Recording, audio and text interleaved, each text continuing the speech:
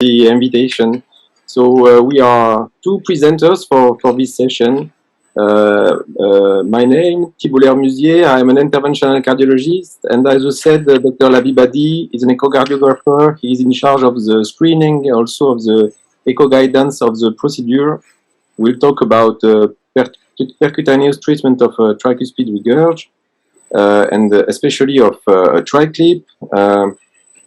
Just to start the presentation. To start the presentation about this topic and about this forgotten valve.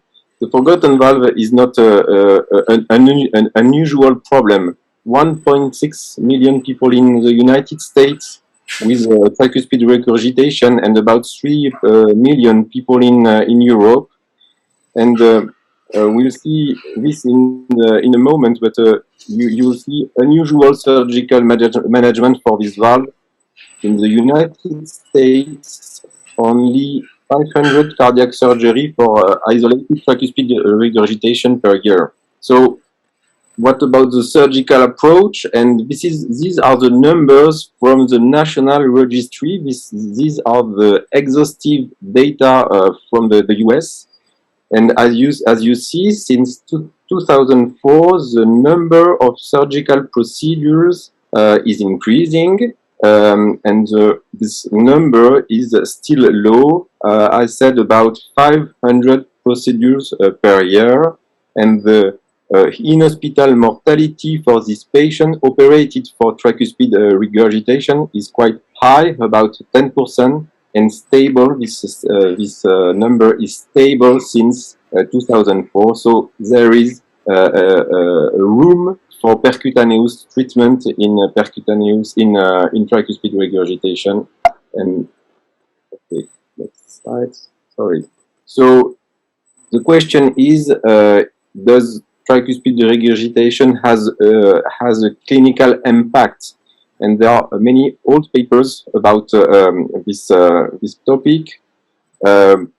Severe and moderate tricuspid regurgitation has an impact on mortality, and in specific settings, as in heart failure patient, in patients with mitral regurgitation, in patients with aortic stenosis, or in patients with aortic regurgitation. So there is a clear association between severe, moderate tricuspid regurgitation and mortality in our patients. So let's talk about percutaneous treatment and a short literature overview about the edge-to-edge procedure. I will talk about edge-to-edge because the first procedures were made with mitral clip and not with the tri-clip device system. So the first registry I would like to talk about is the tri-valve registry. It's an observational study that included patients treated with several devices, mitral clip for most of them, 2/3, but also procedures with valve repair on the leaflets, like mitral clip, of course, but also like with Pascal, but also with valve replacement or with coaptation devices like Forma. So this registry included more than 300 patients. The follow-up, a one-year follow-up was performed for these patients.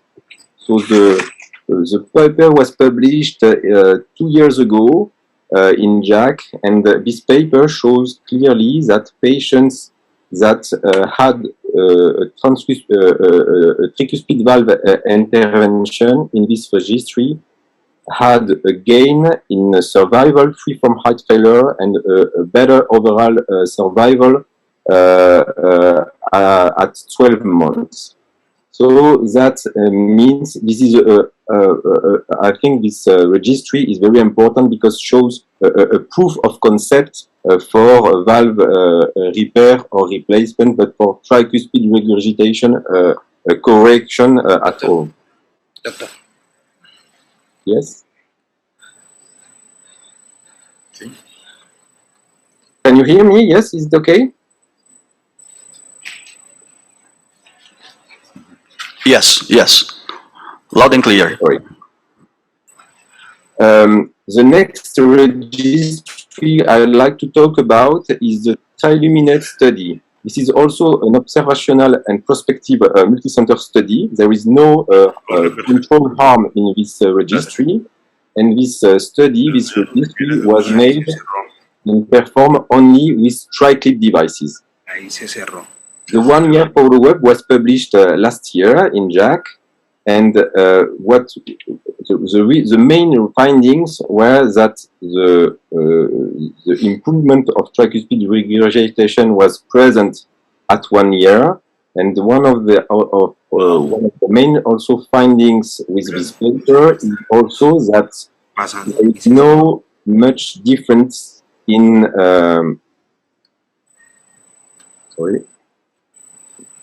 there are not many differences between the 30-day follow-up and the 1 year follow-up. So that means the result is quite stable at 1 year for these patients treated with tri-clip.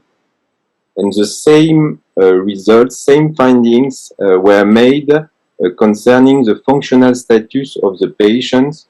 Again, an improvement at 1 year from baseline to 1 year in functional status, and the functional status quite stable between the 30 days and the 1 year follow-up. So these results are very encouraging for tricuspid repair with tri-clip.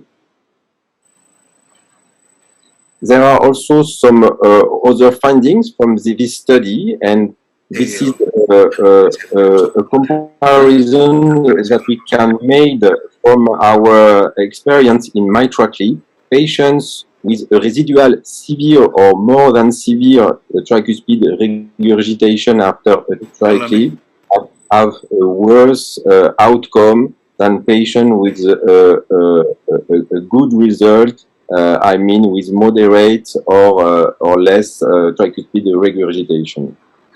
The 1 year MACE was 7.1% in this registry, and cardiovascular mortality was about 5%, and no patients were addressed for surgery in this registry.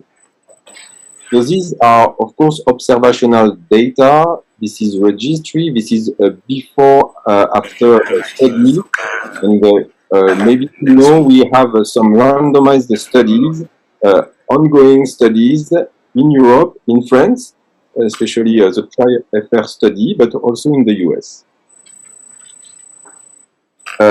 I will go quick on this slide, and I think Yoan will detail about the importance of patients selection and also the anatomical factors that are important to select to have a good result.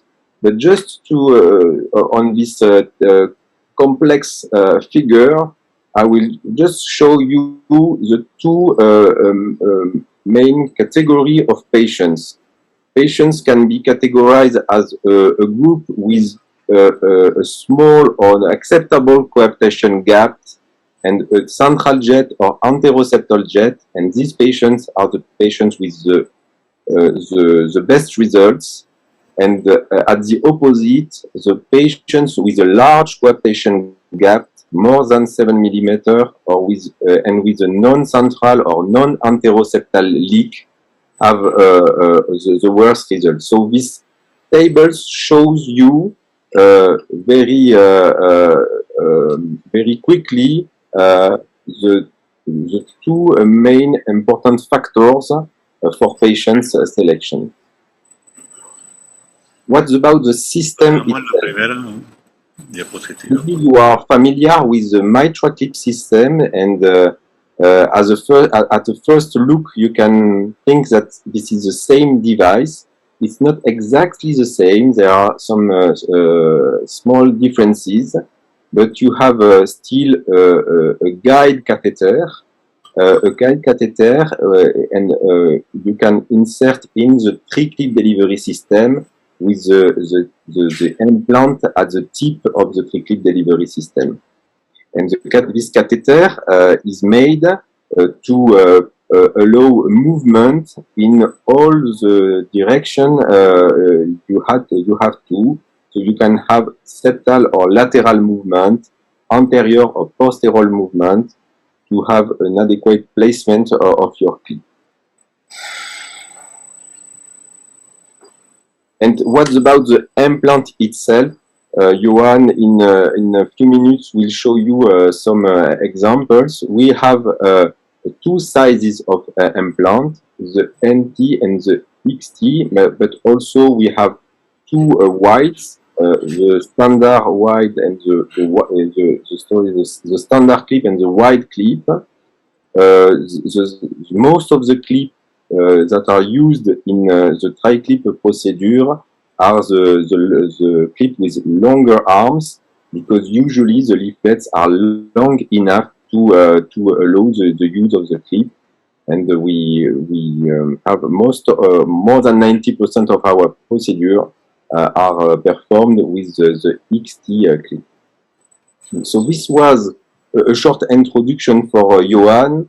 Yoan will show you and talk about the screening, also the echo guidance, and also some case we did in Toulouse. And I thank you for your attention. Thank you very much.